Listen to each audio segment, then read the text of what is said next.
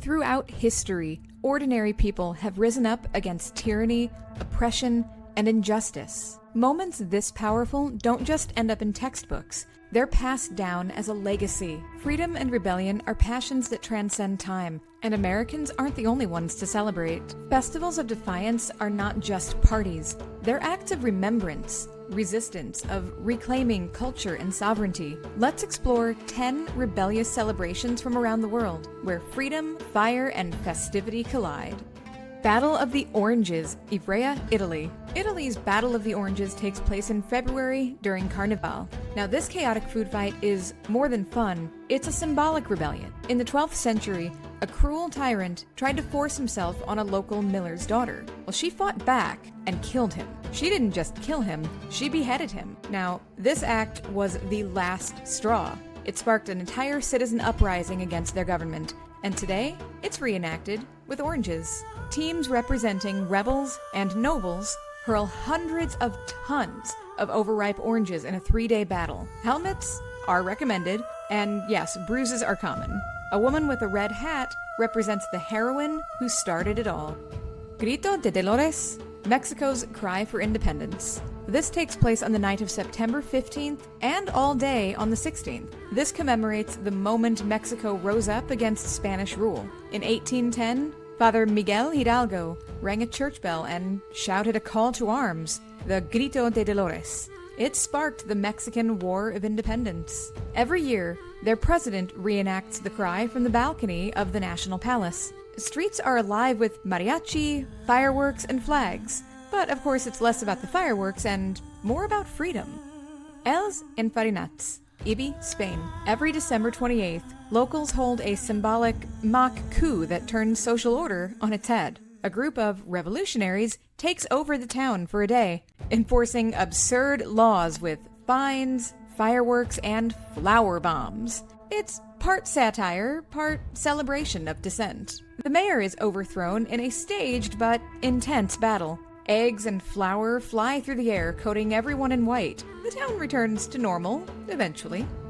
Carayawan Festival, Davao, Philippines. Each August in Davao, you'll find a celebration of indigenous identity and resistance. Though it's framed as a harvest festival, Carayawan honors the Lumad and Moro people who resisted colonization for centuries. They hold colorful tribal parades, and fruit floats fill the streets. Traditional music, warrior dances, and rituals connect past to present. It's joy, but also deep cultural pride and memory.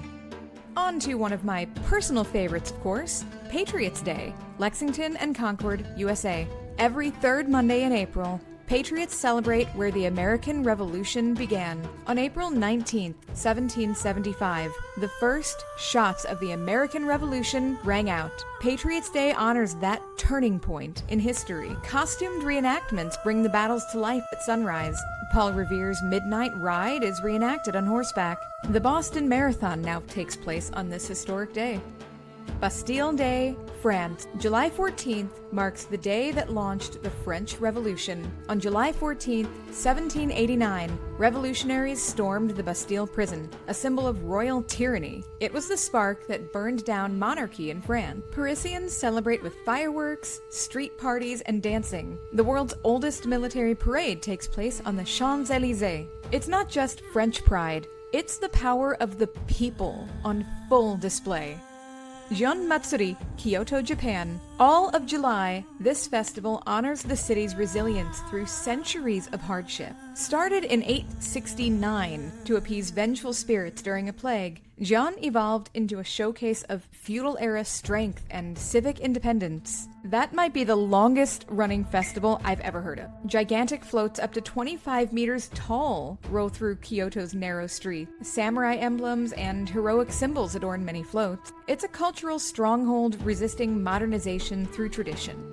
Genocikovid Dni, Slovakia. Genocid days take place during August to celebrate Juraj Genocid, the Slovak Robin Hood. Genocid led resistance against feudal lords in the early 1700s. Though executed, he became a national legend and a symbol of defiance. The festival features folk music, sword fighting, and reenactments of his daring escapes. Turkova, his birthplace, turns into a freedom festival every year. His motto, fight injustice, protect the poor. Shahid Diwas, India.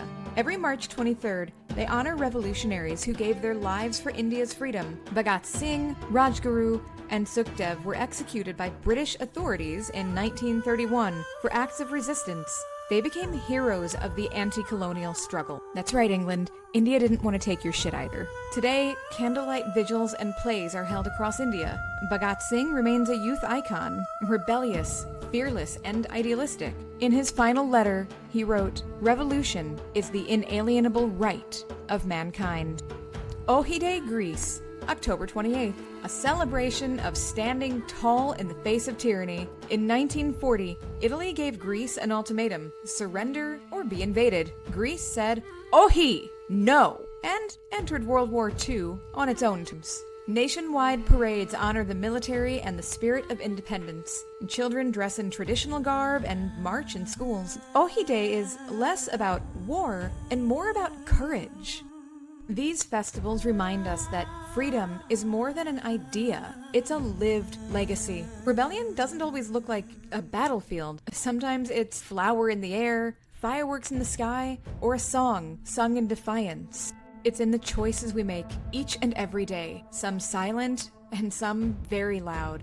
It's in becoming the change you want to see in the world. Going against the grain, speaking your truth even when it's uncomfortable, especially when it's uncomfortable. History is not made by the extraordinary, but by the ordinary people. Each one of us standing up, speaking out, and claiming liberty. Wherever you go, remember, history lives in celebration. And the road to liberty, it's still being traveled. How will we start walking that path toward reclaiming our own lost freedom, as we've never known it before? Thank you for joining us on True North Trails, where every path tells a story. This is the road less traveled. Forge your own path. And tell me in the comments below how many pronunciations I screwed up today.